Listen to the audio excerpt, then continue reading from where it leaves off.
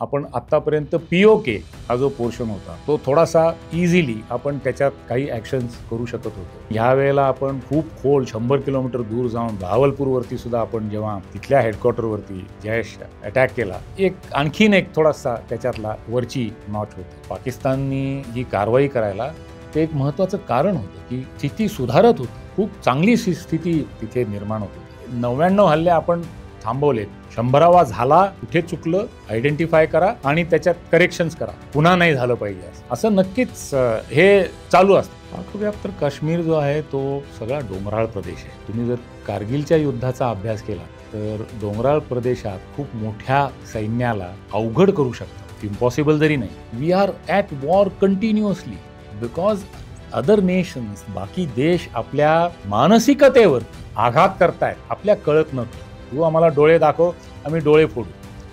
तर ती तयारी आपली पाहिजेच.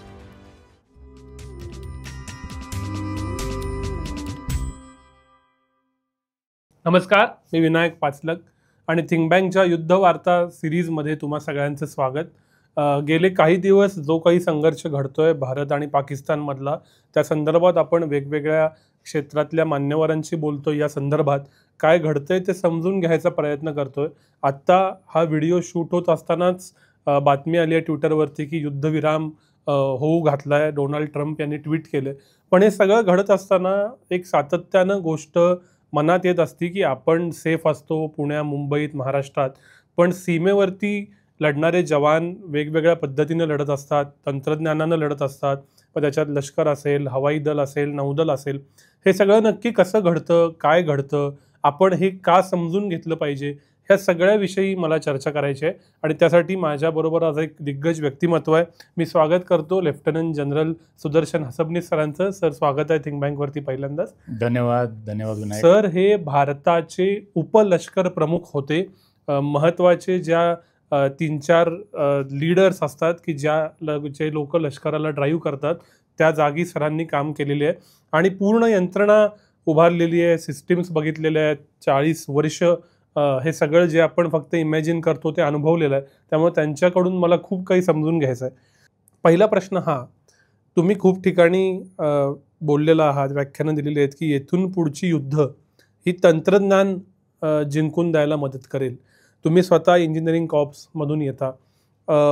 कशा पद्धतीनं युद्ध तंत्रज्ञान बदलतंय, कुठल्या दिशेला जात आहे?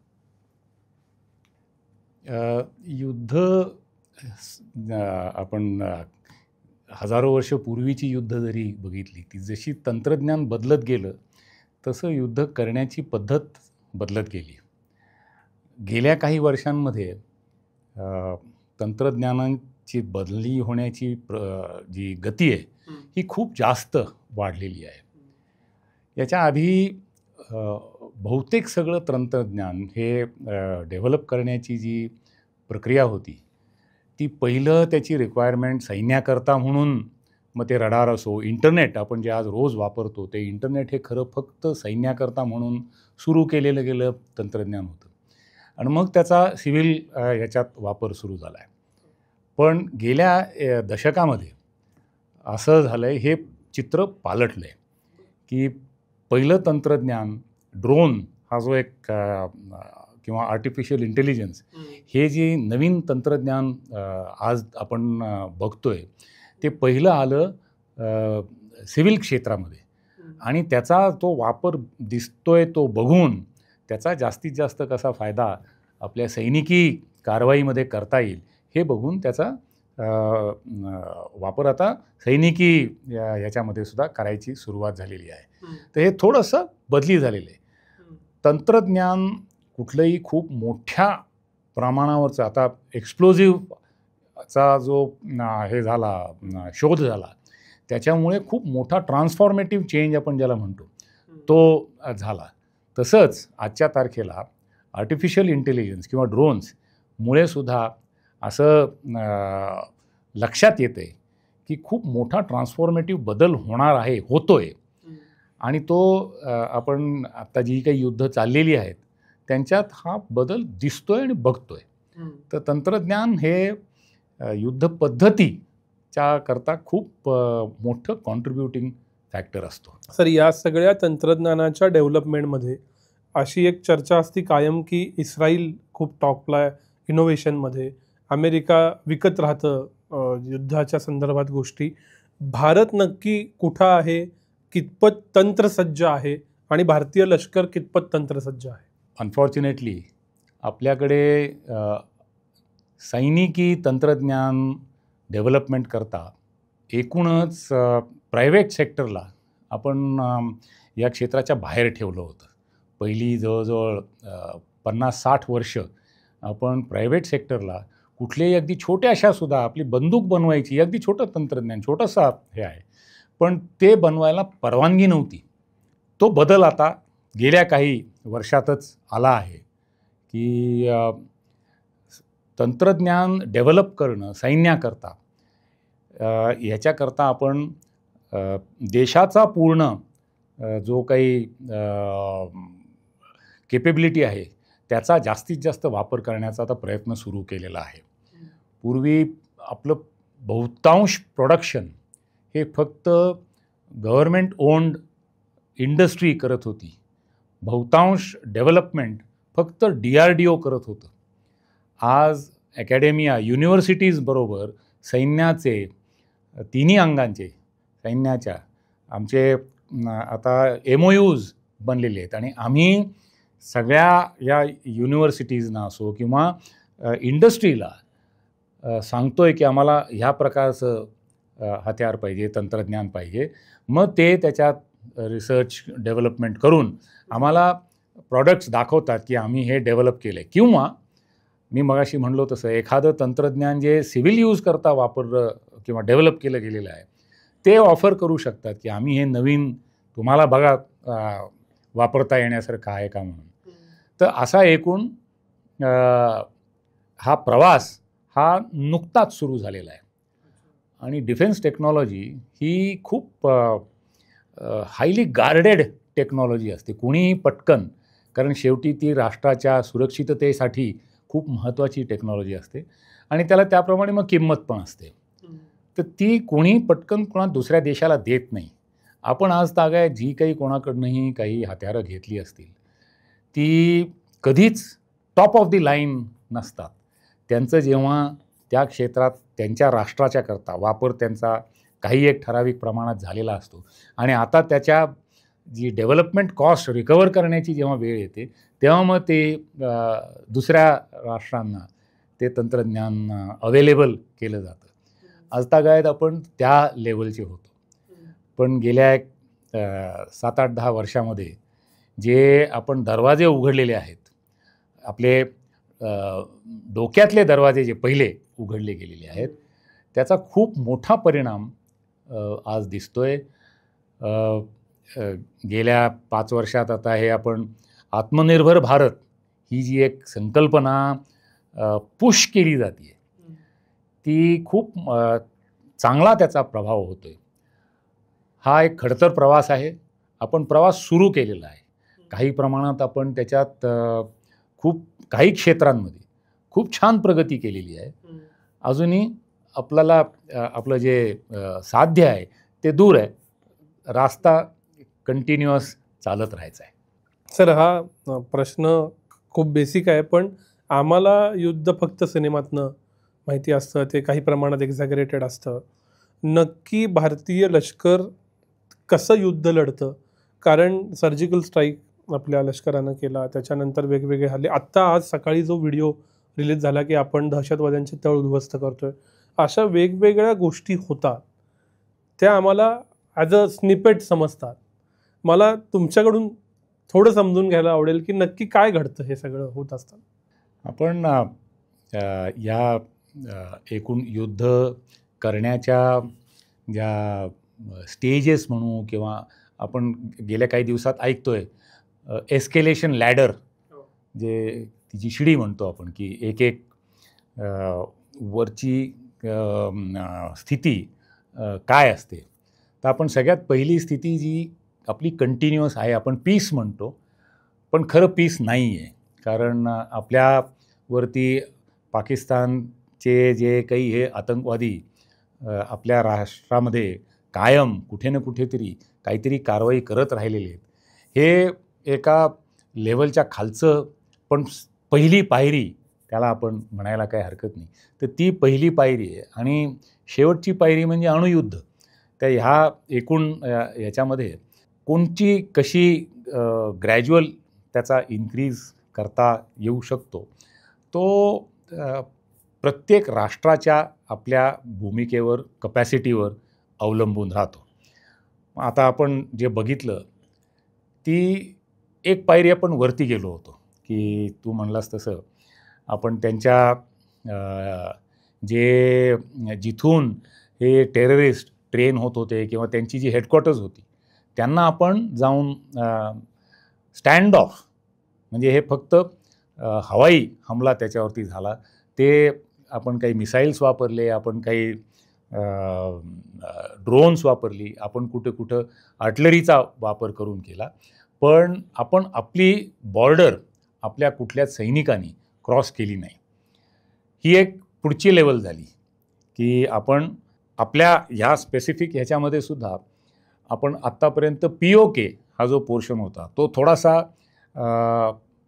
जास्त इझिली आपण त्याच्यात काही ॲक्शन्स करू शकत होतो. पण ह्या वेळेला आपण पंजाबसुद्धा खूप खोल 100 किलोमीटर दूर जाऊन बहावलपूरवरती सुद्धा आपण जेव्हा तिथल्या हेडक्वार्टरवरती जयशच्या अटॅक केला, हे आणखीन एक थोडासा त्याच्यातला वरची नॉच होती. त्याच्यानंतर त्यांनी आपल्या काही मिलिटरी एस्टॅब्लिशमेंट्सवरती किंवा क्रिटिकल इन्फ्रास्ट्रक्चर, एअरपोर्ट्सवरती वगैरे सुद्धा काही हल्ला करण्याचा प्रयत्न केला. तो सुद्धा फक्त स्टँड ऑफ आपण म्हणतो तसाच, की त्यांनी फक्त ड्रोन्स किंवा मिसाईल्स किंवा हेच पाठवले. त्यांचेसुद्धा कोणीही आत्ता तरी काही उघड झालेलं नाही आहे, की कोणीही त्यांचा शिपाई बॉर्डर क्रॉस करून आला नाही. So this is the next level, की फक्त आपल्याच बाजूला राहून काय लढाई करता येते. Next level could be the use of air force. कारण एअरफोर्सला हवेत गेल्यानंतर मग बॉर्डर अशी काही राहत नाही, कुठेही जाता येतं. So just use of air force could have been the next level. आणि मग is the full scale war, total war आपण ज्याला म्हणतो, that could be the next level.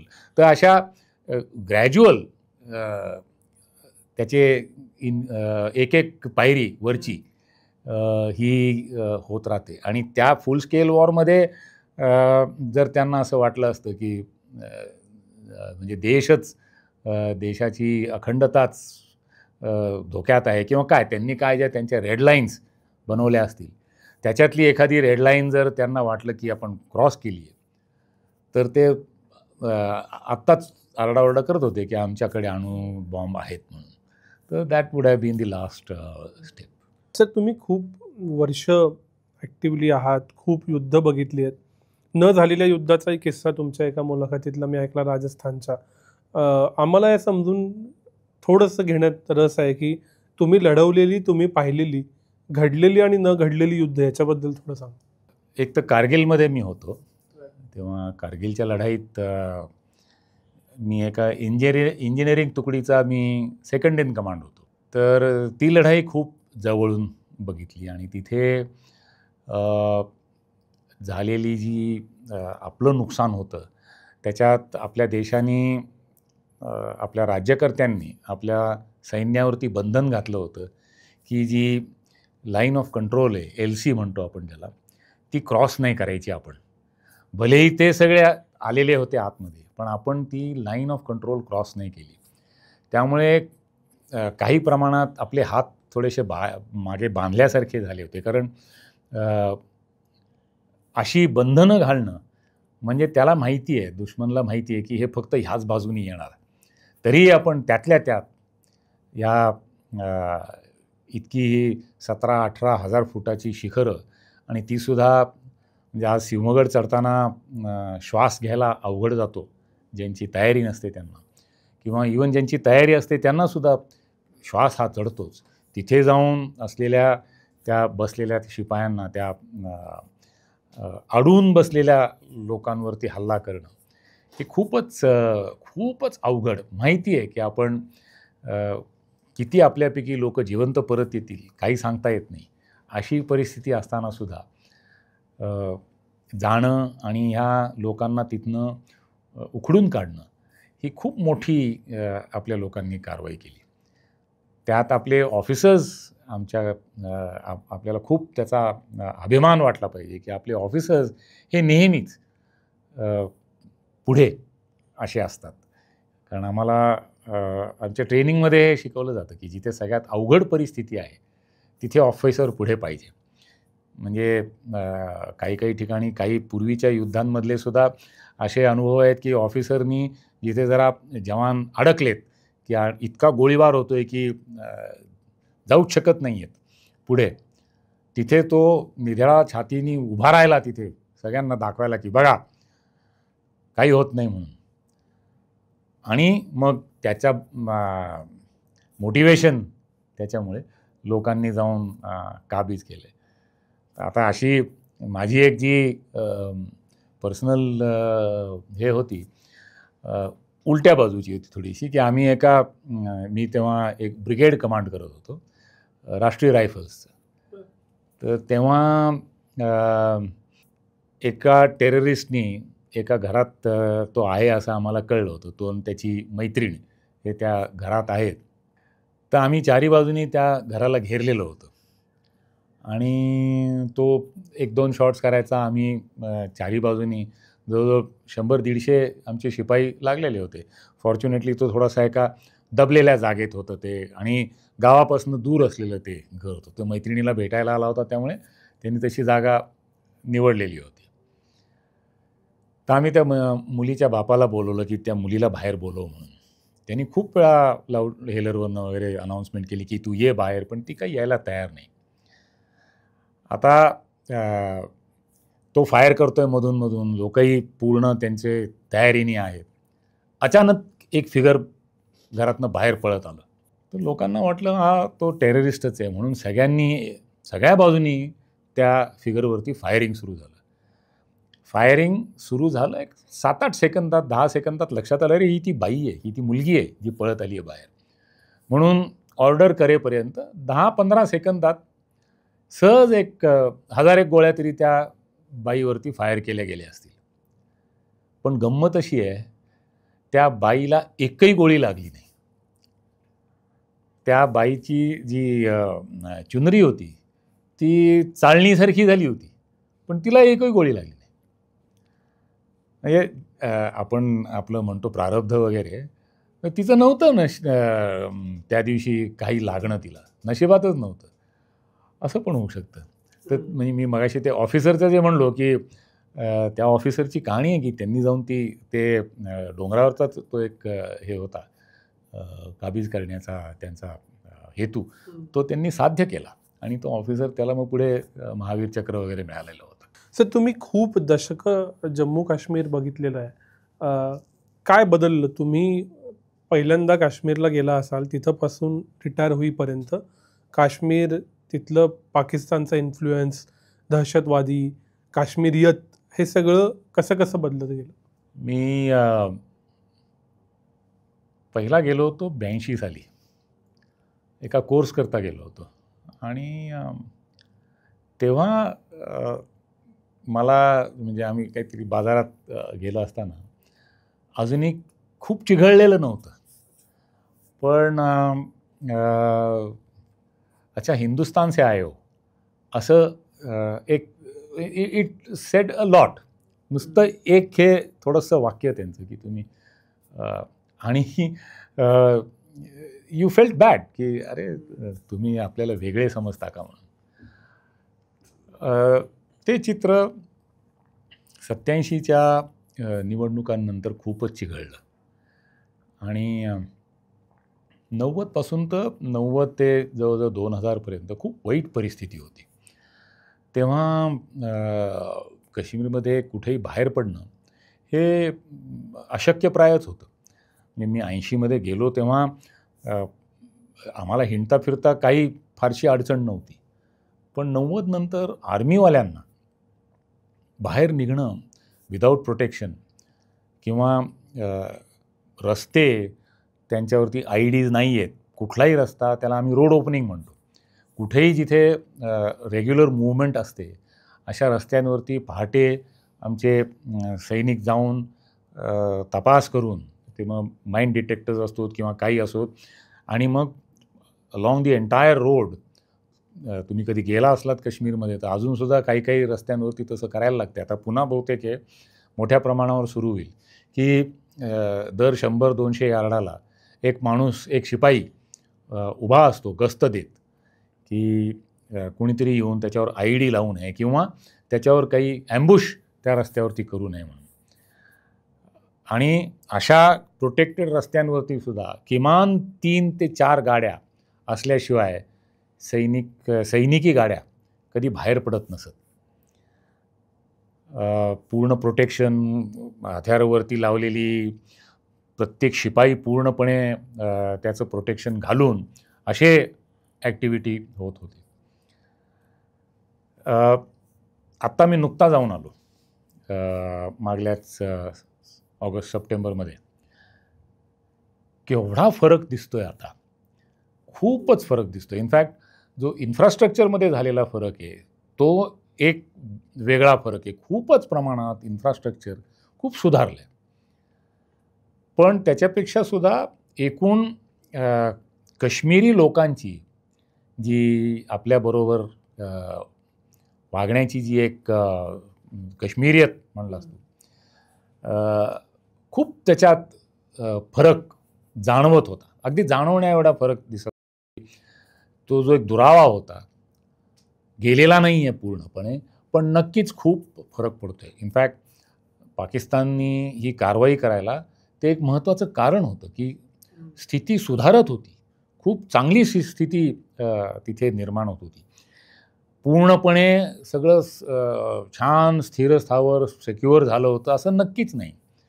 कारण हे ज्या TRF या संघटनेनी आपल्या या पहलगामचा अटॅक केला आहे, ती 19मध्ये जयशला जेव्हा UNनी बॅन केलं तेव्हा त्यांनी दुसऱ्या नावाने ही सुरू केलेली संघटना आहे. आणि त्याची ॲग्रेसिव्हनेस हे हळूहळू वाढत होतं. तर पण ते कुठेतरी अगदी कधीतरी कुठेतरी काहीतरी छोटं मोठं असं ते होत होतं. ओव्हरऑल नक्कीच खूप सुधारणा होत होती. पीस, स्टेबिलिटी, लोकांना म्हणजे दी younger generation is very aspirational आपण म्हणतो ज्याला, की त्यांना काहीतरी वेगळं करायचं आहे. ह्या दहशतवादी ह्याच्यात पडायचं नाही आहे, अशी खूप जास्त तिथली young generation, they are looking for something आणि दे वर गेटिंग ओपनिंग. पुण्यातल्याच 2-3 संस्था आहेत. एक सरहद म्हणून संस्था आहे, आपण ऐकली असेल. एक असीम म्हणून संस्था आहे, आपण ऐकली असेल. ह्या तिथे जाऊन ट्रेनिंग एस्टॅब्लिशमेंट्स चालवत आहेत की तिथल्या मुलामुलींना व्होकेशनल ट्रेनिंग कसं द्यावं, म्हणजे मग ते नोकऱ्या मिळतील, चांगलं काम मिळेल. तिथनं मुलांना पुण्याला आणणं. इनफॅक्ट असीम संस्था तर तिथल्या मुलींची क्रिकेटची टुर्नामेंट करवते. हे this is something unimaginable for Kashmir of maybe 10 years ago, की मुली क्रिकेट खेळत आहेत. आणि 1-2 नाही 50 टीम्सची तिथे टुर्नामेंट झाली आणि तिथनं मग एक टीम इकडे आली आणि महाराष्ट्राच्या टीमशी खेळली. आणि अशी आता गेले 4-5 वर्ष हे चालू आहे. So there is a lot of change in Kashmir. Definitely very positive change that has taken place. 2 काश्मीरबद्दलचे प्रश्न आहेत. एक, लष्कराच्या बाबतीत असं होतं की गोलकीपरसारखं असतं, 99 हल्ले परतवले जातात किंवा होतच नाहीत, त्याची नाही चर्चा होत. पण एक ज्यावेळी लॅप्स होतो त्यावेळी तो अगदी वॉरकडे घेऊन जाणारा असतो. सो लष्करातला व्यक्ती म्हणून तुम्ही तुमच्या या जबाबदारीकडं कसं बघता? आपलं जे सैन्य आहे ते कुठेच कधीच आमच्या एकूणच DNA मध्येच म्हणून म्हणायला काही हरकत नाही की फार मी आम्ही कधीच कुठेच करत नाही. आणि 99 हल्ले हे व्हायच्या आधी पाडून काढणं ही एक खूप मोठी उपलब्धी आहे. आणि दॅट कीप्स अस मोटिवेटेड की 99 हल्ले आपण थांबवलेत. 100वा झाला, कुठे चुकलं आयडेंटिफाय करा आणि त्याच्यात करेक्शन्स करा, म्हणजे पुन्हा नाही झालं पाहिजे असं नक्कीच हे चालू असतं. It is may be a sinusoidal sort of a curve म्हणायला काही हरकत नाही. पण तुमची तयारी ही कंटिन्युअस ठेवायला लागते आणि त्यामुळे आमचं रोटेशन करतात. मग तिथे तेच ते शिपाई कंटिन्युअसली तिथे फार जास्त ठेवत नाही आम्ही. एकूणच आमचं सैन्याचं सगळीकडेच रोटेशन होत राहतं. तर हा एक खूप मोठा त्याच्यातला भाग असतो की तेच काम कोणी जर वर्षानुवर्ष करत राहिलं तर मग त्याचा कंटाळा येतो किंवा त्याच्यातली जी एन्थुझियाझम असते ते कमी होऊ शकतं आणि मग धोका निर्माण होतो आणि you are then exposing yourself. तर this turnover also ensures that you remain alert आणि चूक झाली तर ती पटकन ॲनलाइज करून कुठे झाली ती आयडेंटिफाय करून त्याच्यावरती मग कारवाई. दुसरी एक चर्चा या युद्धाच्या निमित्तानं किंवा या संघर्षाच्या निमित्तानं झाली ती म्हणजे पाकव्याप्त काश्मीरवर हल्ला करायला हवा, पाकव्याप्त काश्मीर ताब्यात घ्यायला हवं. न्यूज चॅनलवरती झाली ते ठीक आहे, पण काही इंटलेक्च्युअल्सनी लिहिलं, लेख लिहिले. त्याच्यात एक टोन असा होता की खूप ते अवघड आहे पाकव्याप्त काश्मीराची जिओग्राफी, तिथं आपलं मनुष्यबळ खर्ची पाडावं का, काय करावं. तुम्ही ऑब्व्हियसली त्या भागाचा अभ्यास केला असेल, अंदाज असेलच. नक्की पाकव्याप्त काश्मीर जिओग्राफिकली सैन्याच्या दृष्टीनं, भारताच्या दृष्टीनं कसा आहे? पाकव्याप्त काश्मीर जो आहे तो सगळा डोंगराळ प्रदेश आहे. तुम्ही जर कारगिलच्या युद्धाचा अभ्यास केलात तर डोंगराळ प्रदेशात खूप छोट्या तुकड्या खूप मोठ्या सैन्याला अवघड करू शकतात ना. इम्पॉसिबल जरी नाही तरी एक डोंगराची शिखर काबीज करायला, म्हणजे आता आपलंच उदाहरण घ्यायचं झालं तर शिवाजी महाराजांना, तानाजी मालुसरे यांना तेवढं सैन्य देऊन तो एक किल्ला फक्त काबीज करायला, असे किती शिवाजी महाराजांनी किल्ले काबीज केले ते एका झटक्यात सगळे केले असं होऊ शकलं नव्हतं तेव्हा. तेवढी आपली कपॅसिटी आहे का नाही याचा नक्कीच आपल्या राज्यकर्त्यांना आणि सैन्याला विचार करायला लागेल की ते किती अवघड जाईल, किती त्याच्यात किती दूरगामी ते किती दूर डेप्थमध्ये आपल्याला ते जायला लागेल वगैरे वगैरे. तो सगळा विचार करून तेवढी आपली कपॅसिटी आहे का नाही, तेवढी आपल्या देशाची कपॅसिटी आहे का नाही, फक्त सैन्याची नाही.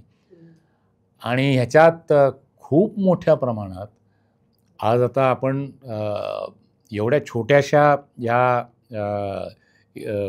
कॉन्फ्लिक्टमध्ये, अगदी लो लेवल कॉन्फ्लिक्ट म्हणायला काही हरकत नाही, अशा कॉन्फ्लिक्टमध्ये सुद्धा ट्रम्पनी अनाऊन्स केलं, सगळेच देश खूप याच्यावरती प्रेशर आणतील आपल्या दोन्ही देशांवरती की युद्ध थांबवा म्हणून. त्यात जर आपण रशियासारखी जर भूमिका घेतली की काही नाही आम्ही कंटिन्यू करणारच, तर रशिया जितकं एककल्ली पडलं आहे तशी आपली तयारी झाली की मग तो विचार करता येईल. तर अजून एक कायम भारत पाकिस्तान म्हटलं की आठवतं ते जम्मू आणि काश्मीर. यावेळी पहिल्यांदा निदान मी कदाचित कारगिलच्या वेळी लहान असेल म्हणून अडचण असेल, पंजाब, गुजरात, राजस्थान या तिन्ही राज्यातल्या बॉर्डरचा विचार सामान्य माणसाच्या मनात आला की अरे अमृतसरला पण आहे, अरे जालंधरला पण आहे, अरे भुजला पण आहे. तुम्ही या ठिकाणी काम केलं जेवढं मी वाचलं. तर जम्मू काश्मीर वगळता जी भारत पाकिस्तान बॉर्डर आहे ते कॉन्फ्लिक्टचं राज्य तर आपल्याला माहिती आहे. इथं नक्की काय घडतं, कसं असतं? आपण टुरिस्ट म्हणून कुठेतरी जातो वाघाला, अटारीला आणि बघून परत येतो, याच्या पलीकडं काय? पीस टाईममध्ये जेव्हा युद्धबंदी आहे, युद्ध नाही आहे, अशा वेळेला ही पूर्ण जी बॉर्डर आहे आपली, पहिली तर या पूर्ण बॉर्डरला आपण फेन्सिंग केलेलं आहे आणि बॉर्डर सिक्युरिटी फोर्सची जी होम मिनिस्ट्रीच्या खालती आहे, त्यांची जबाबदारी असते या पूर्ण बॉर्डरची सिक्युरिटी मेंटेन करणं. सैन्य तिथे पुढे नसतं. आपलं सैन्य ह्या बॉर्डरपासून बऱ्याच अंतरावरती आतमध्ये काही ठरलेल्या ठिकाणांमध्ये ते प्लेस्ड आहे.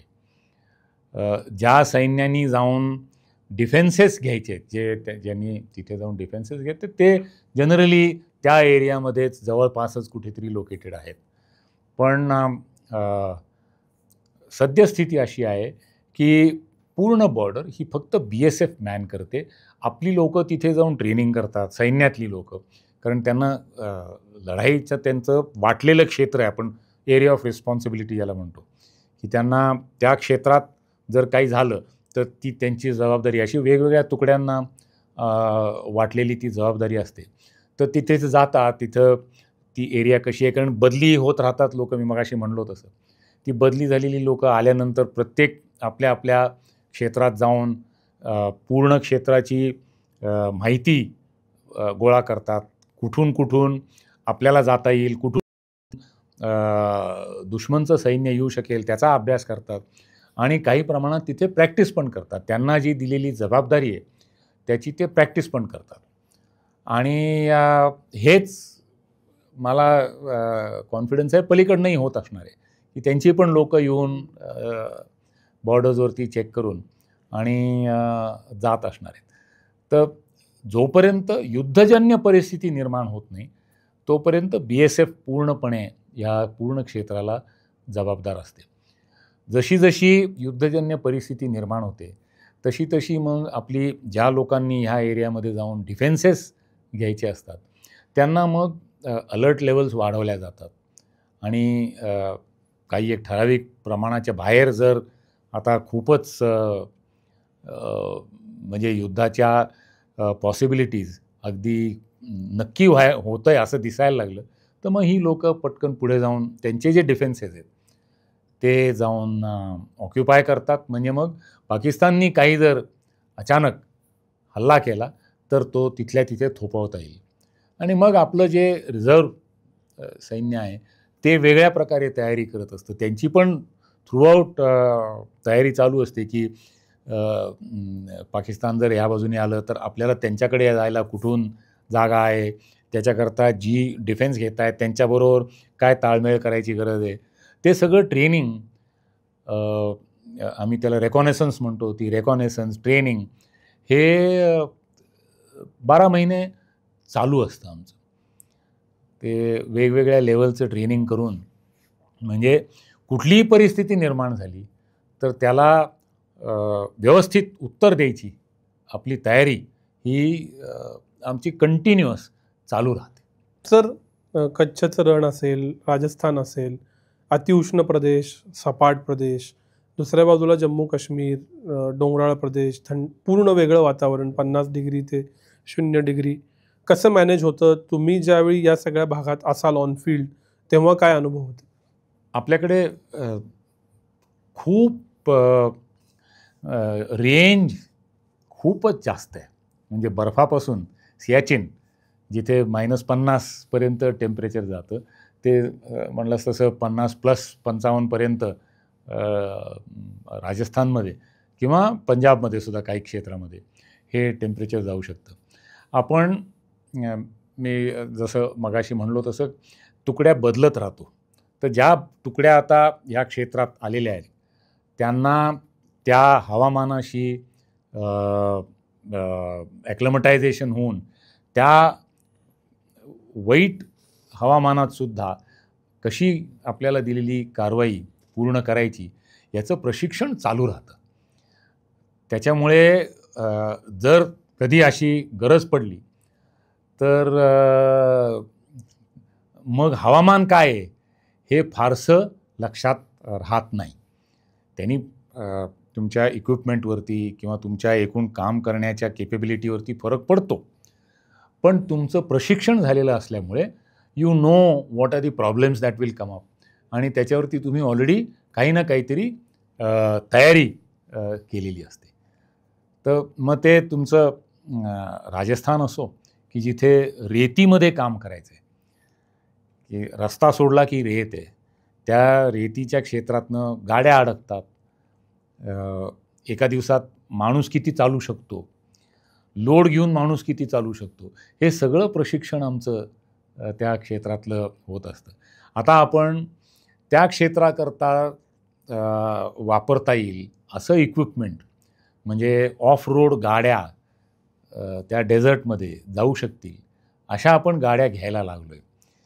पूर्वी एकच एक गाडी जी राजस्थानमध्ये पण चालेल आणि लडाखमध्ये पण चालेल अशी आपली एक पद्धत होती. पण आता थोडंसं त्याच्यात तेव्हा ऑफकोर्स आपल्याकडे पैसेही कमी असायचे, एकूणच राष्ट्राची स्थिती खराब होती.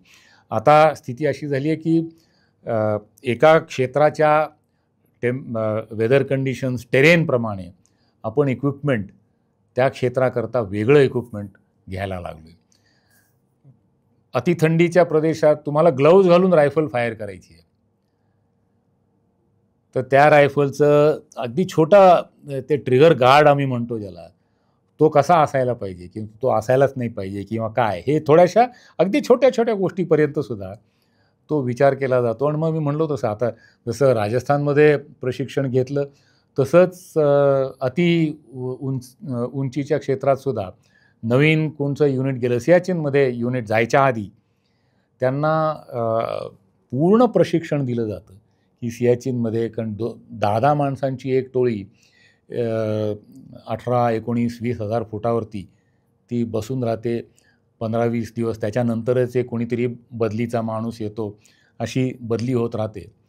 तर या सगळ्याचं प्रशिक्षण घेतल्यामुळे आणि शारीरिक आणि मानसिक तयारी केल्यानंतर मग तो माणूस तिथे इफेक्टिव्ह होतो.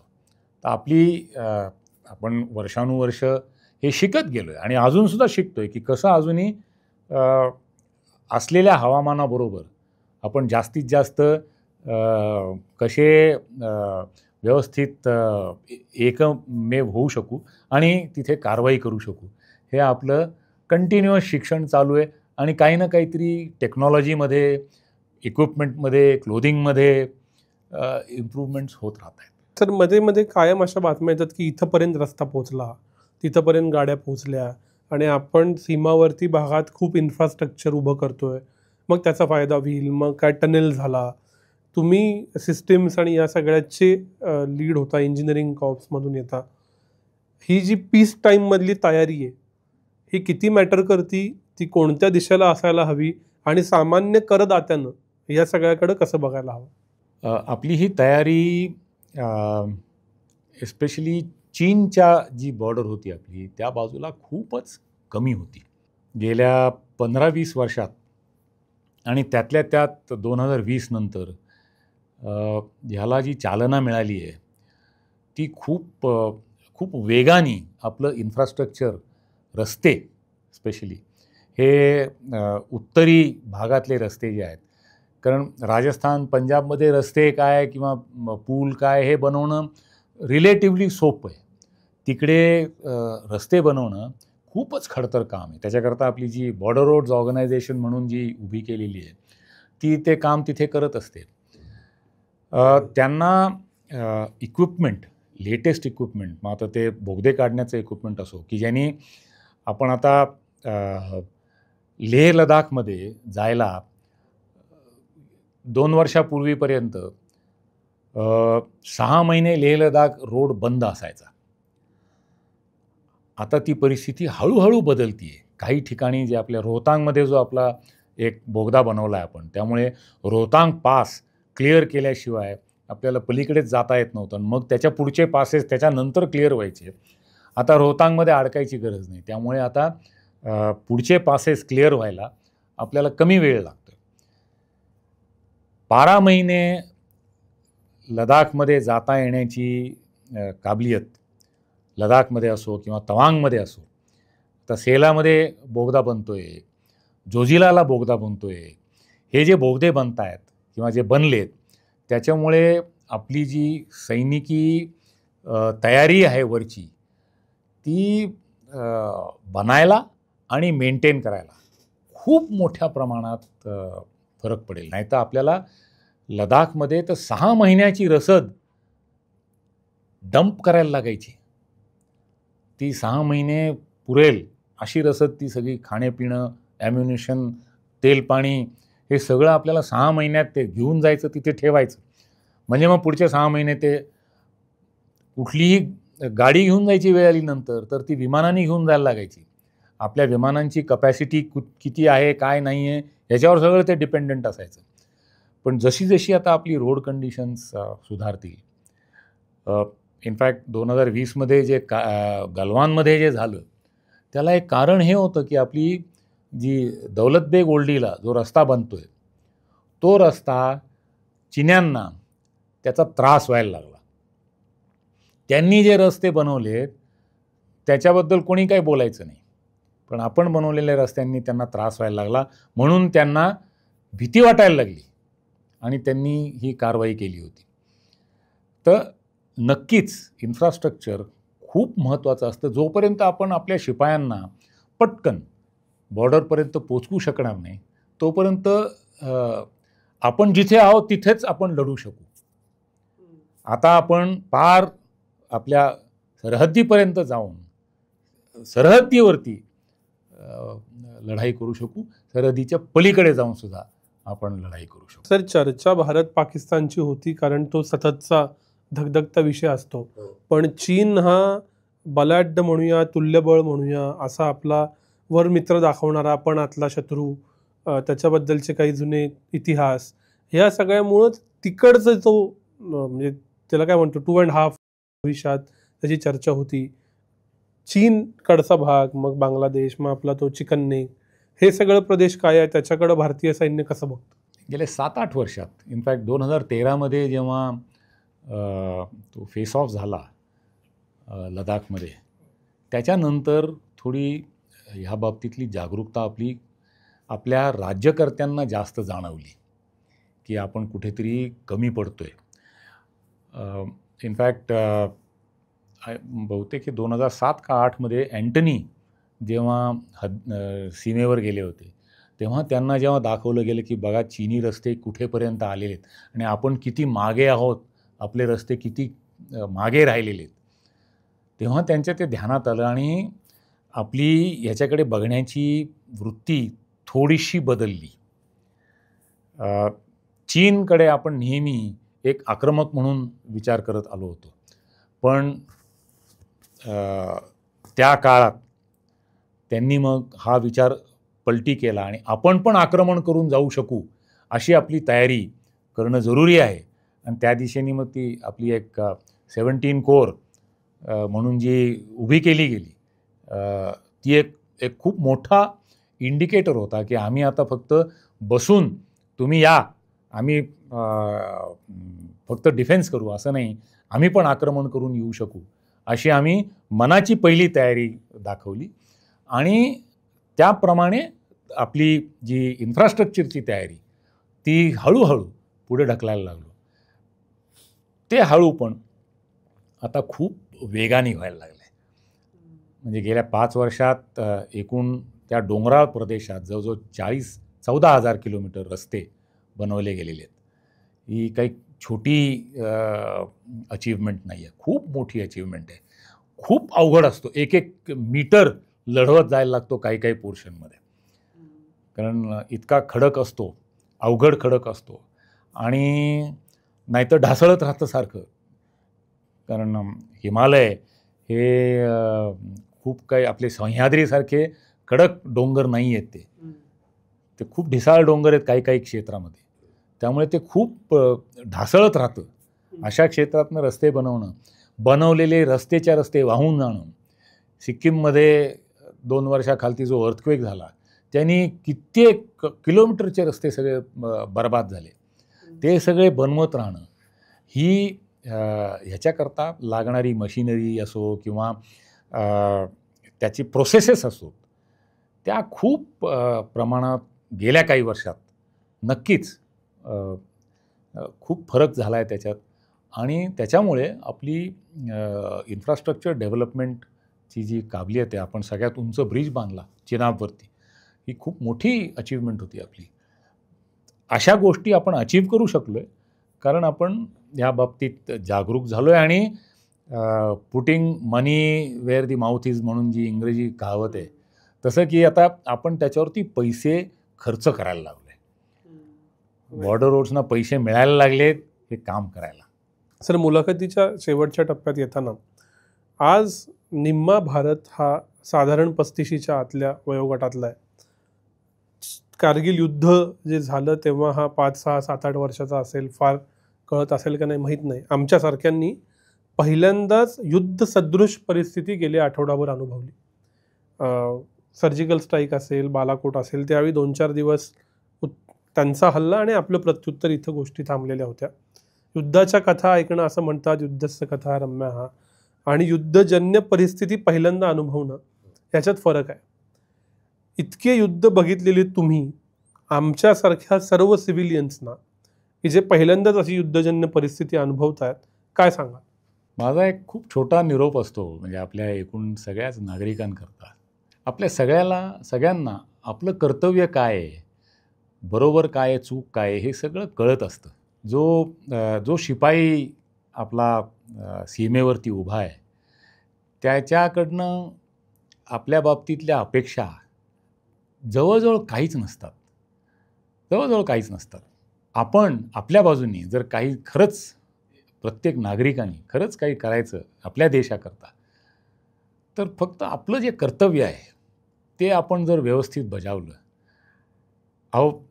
आपण जपानमध्ये एस्केलेटरवरती लोक फक्त एका बाजूला उभी राहतात, असे फोटो खूप छान बघतो, अरे वा, खरंच रे, खरंच.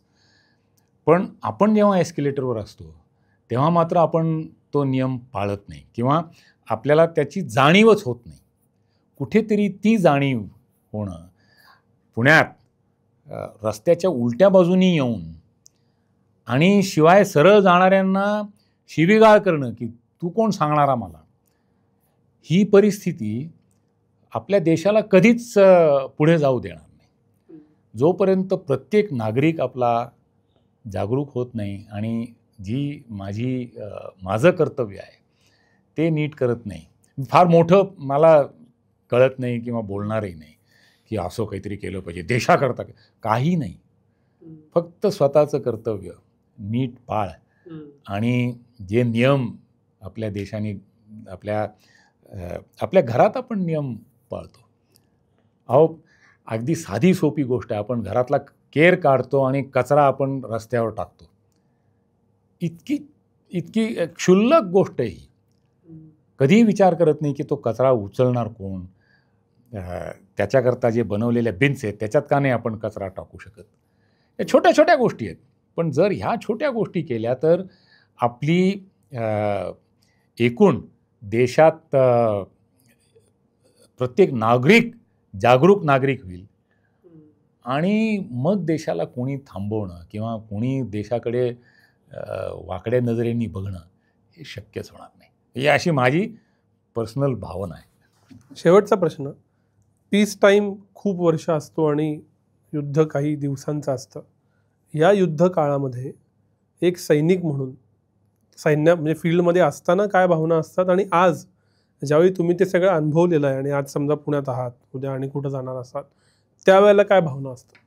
कोणताही सैनिक मला लढाई पाहिजे असं म्हणत नाही, कारण त्याला पूर्ण कल्पना असते की लढाईत कोणी जिंकत नाही. खरा नुकसान दोन्ही बाजूचं होतं. मारला दोन्ही बाजूचा सैनिक असो किंवा आज आपल्या देशातले असो, पाकिस्तानमधले असो नागरिक. पाकिस्तानने आपले 16-17 लोक सिव्हिलियन मारले गेले. युद्धात कधीच मी म्हणून म्हणलं की कोणीच खरं पाहिलं तर no one comes out smelling of roses असं म्हणायला काही हरकत नाही. So you would like to avoid war to the best possible असं म्हणायला काही हरकत नाही. आपल्या प्रधानमंत्र्यांनी सुद्धा युक्रेनला आणि रशियाला सांगितलं की this is not an era of Wars.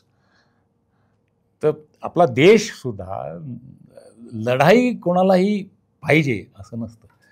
At the same time आपली पूर्ण तयारी आहे. कोणी आपल्याकडे वाकड्या नजरेने बघितलं तर तो डोळे फोडू आम्ही, ही पण आपली तयारी पाहिजे आणि डेमॉन्स्ट्रेटेड तयारी पाहिजे, जशी आपण आता काही प्रमाणात दाखवली की तू आम्हाला डोळे दाखव, आम्ही डोळे फोडू. तर ती तयारी आपली पाहिजेच. पण at the same time when there is relative peace, तेव्हा मग आपण मी मगाशी म्हणलो तसं जागरूक नागरिक म्हणजे अगदी छोट्या छोट्या गोष्टी, रूमर मॉंगरिंग ॲज अ एक नागरिक म्हणून रूमर्स पसरवणं ही आपल्या कळत नकळत आपण आपल्या देशघातकी काम करत असतो. आणि ह्याच्या मागे जी आपले खरे शत्रू आहेत हे ह्याला चालना देत आहेत याची आपल्याला कल्पनासुद्धा नसते. म्हणजे आज आपण हे युद्धजन्य परिस्थिती झाली असं म्हणतोय, ती कारण आपल्याला दिसतीये. जे आपल्या कळत नकळत आपल्या मागे जे चाललंय, जे आपल्या मनावरती जे हे केलं जाते, बिंबवलं जातंय, त्याचा परिणाम आपल्या डोक्यावरती कसा आपण होऊ देणार नाही ह्याच्याकडे म्हणजे आमचे चांगले स्नेही आहेत ते म्हणतात, we are at war continuously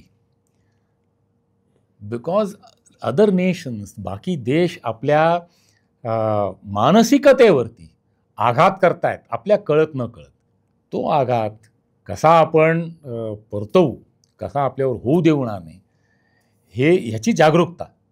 मी मगाशी म्हटलं तसं अगदी छोटी गोष्ट आहे, रूमर मॉंगरिंग पूर्णपणे पडताळून न बघता एखाद्या गोष्टीचा अरे हे असं केलं त्यांनी म्हणून, अगदी छोट्या छोट्या गोष्टींपासून ते थांबवणं खूप जरुरी आहे आणि ह्या बाबतीतली जागरूकता असणं खूप जरुरी आहे. तसं असलं तर पीस विल प्रिवेल आणि we will be also at the same time डोळा फोडण्याची पण तयारी राहील. सर खूप खूप आभार. इतकं हॉर्सेस माऊथ पहिल्यांदा आम्हाला ऐकायला मिळालं. युद्धाबद्दल तुम्ही वेळ दिलात आणि बहुमूल्य असं आम्हाला सांगितलं, त्याच्याबद्दल खूप खूप आभार. धन्यवाद.